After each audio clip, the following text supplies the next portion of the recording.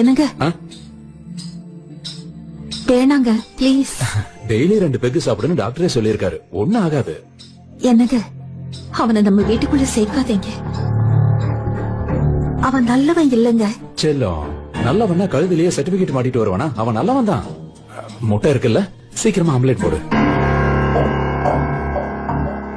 Uncle, உங்களுக்கு எப்ப சரக்கு வேணும்னாலும் பக்கத்து பிளாட் தான் என்னோடது. ஸ்டாக் எப்பவும் இருக்கும். Door code 7777. நீங்க போய் எடுத்துக்கலாம்.